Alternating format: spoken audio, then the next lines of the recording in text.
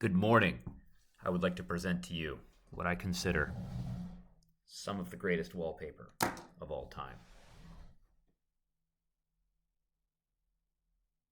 We'll discuss this more later.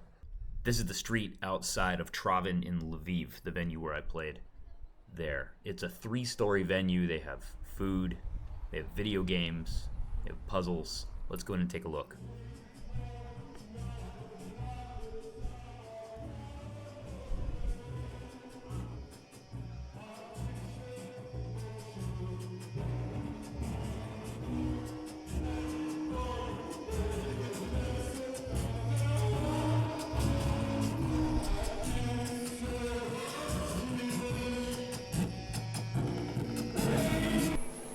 This is Katya.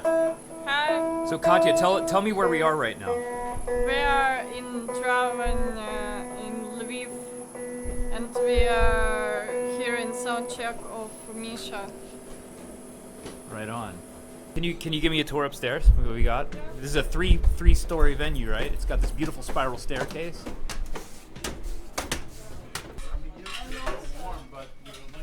You can play here. I like to play Tekken here. Oh, they have Tekken on this machine? Yeah. They And have- also they have some scenes. And then over here is Polaroids of people who've played here. I guess you should be I'm here. up here somewhere, yeah. It's It's a me. I have to teach at 8. So what's up here? And here they have a lot of puzzles. Ah. Sorry. Alone and like playing with these puzzles. Super cool. Let's get a look from down.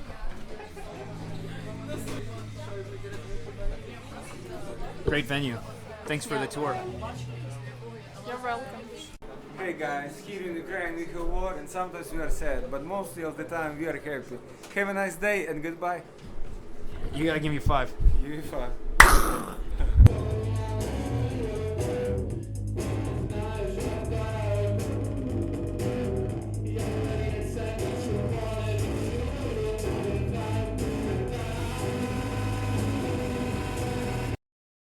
That is where I played, and it sounded a little bit like this. Meanwhile, you stole your mom some gasoline.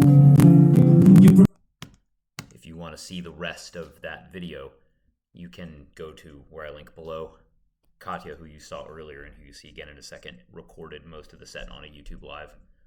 The next thing that I recorded, though, was some conversations with people, and this is something that, in part, was kind of what you'd expect when you ask people what it's like to do music and have a scene during wartime, and in part, there were a lot of surprising answers. It was very moving, so I'll just let them speak for themselves. You know, some places are very depressing. For example, Mykolaiv city, there is really nothing left. So it seems like everybody forgot about it. So it's not very close to front lines. It's not the baddest place on the earth. It's pretty safe, I think, but there is really nothing happening there.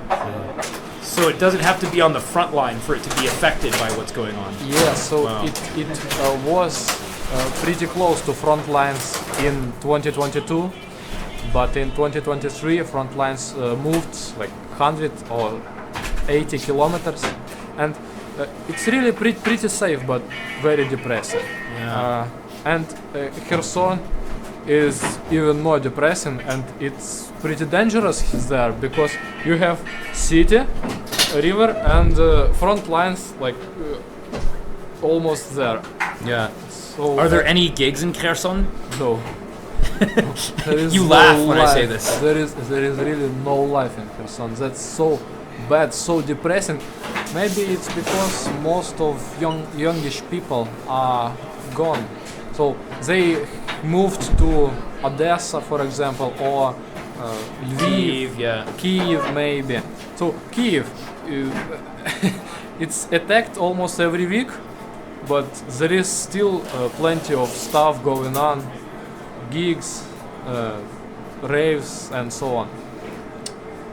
Because there is a lot of young people younger So generation. it's like they cluster together in Yeah. one place, and then they feel safe and do things.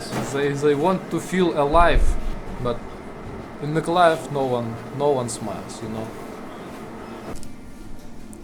We are in a suburb of Lviv with Katya of the band Reread.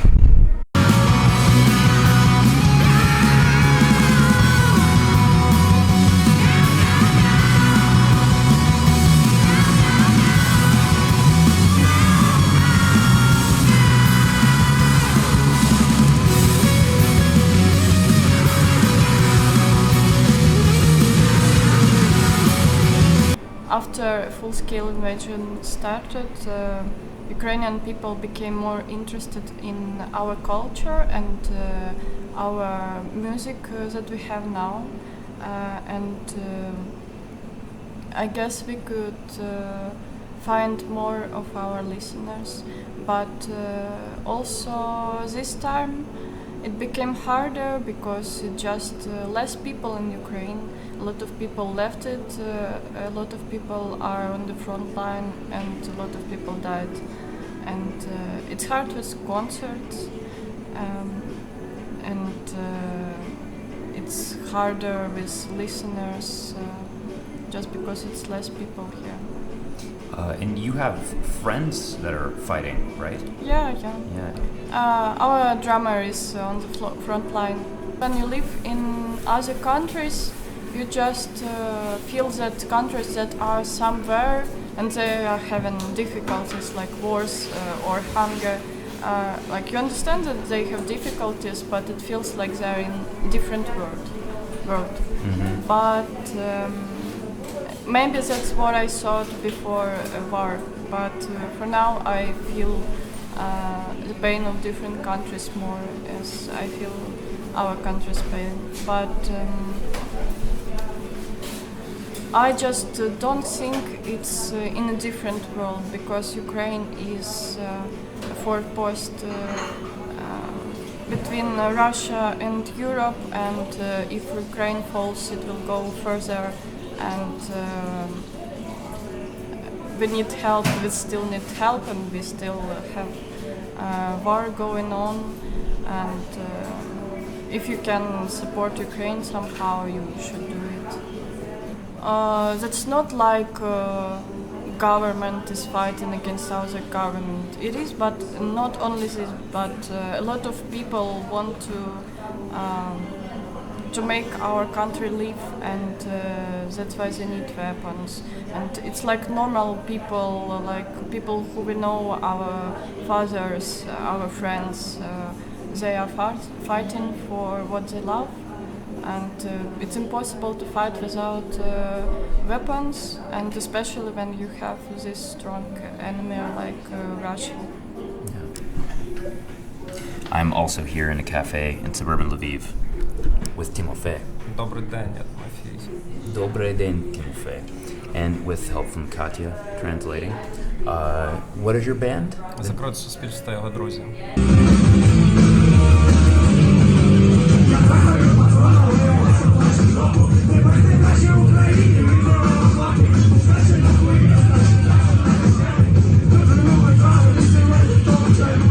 How have things changed for you as a musician and for your music scene since the full-scale invasion in 2022? Ну, якщо говорити про концертну діяльність, напевно, більше стало кликати на якісь концерти, довелось кудись, більше якихось пропозицій постійно, багато благодійних якихось концертів з'явилось і так далі. А як для автора, то, напевно, я переживав реально творчу кризу, тому що я намагався себе зрозуміти, знайти в новому зовсім контексті. Дуже багато що помінялося в якийсь момент, тобто дуже багато довелося шукати, переосмислювати багато речей, як для автора, так і для себе, як для людини. Так можу сказати. What was the change? What do you see yourself as needing to say now that you didn't see before 2022? Я не знаю, що я конкретно зрозумів, але точно я почав якось діяти по-іншому. А що я зрозумів, я напевно не знаю. Як по-іншому діяти? Я не знаю, напевно став якось більш свідомо відноситись до цього конфлікту. Тобто, раніше якось все одно було таке, що, наприклад, що я думав, що це спричинено суто економічними якимись чинниками чи там ще щось. А потім якось почав поглиблюватись в це і все-таки можливо зрозумів, що це не просто спричинено економічними чинниками чи якимись такими штуками, а суто практичними. Напевно, я хотів би сказати, щоб, по-перше, що вони багато чого не розуміють, що відбувається в Україні. Тобто, напевно, їм в першу чергу було б добре просто зайнятися осмисленням якоїсь своєї культури і так далі, тому що їх може просто спіткати те, що спіткало нас. Тобто це у нас все відбувається саме через байдужість до якоїсь до нашої історії, до того, що відбувалось до того, що відбувалось раніше. От зараз в Європі схожа ситуація, але вона набагато більших масштабів. Можливо, їх може спіткати те ж саме, що спіткало нас, але в набагато більших масштабах. То, напевно, не бути байдужими до свого коріння, до своїх якихось традицій, щось таке того. Так. Це в першу чергу я хотів би сказати. That's weird because when you grow up, when you're a teenager and you learn about punk and you're like, yeah, I'm against tradition, I'm against all this stuff, but especially when you're in Europe, it's like a common thing to be against traditions, especially when it's big cities like Berlin. I guess in our country it's important to be a nationalist, to understand our culture and traditions, because we want it to survive. Тимофей, дякую. Да, будь ласка, і вам дякую. There's some more thoughts that people had in Lviv that I will be posting later, but right now I think it's time to cut it off for today and move on to Kharkiv. So I'll be posting more about that later this week. See you then.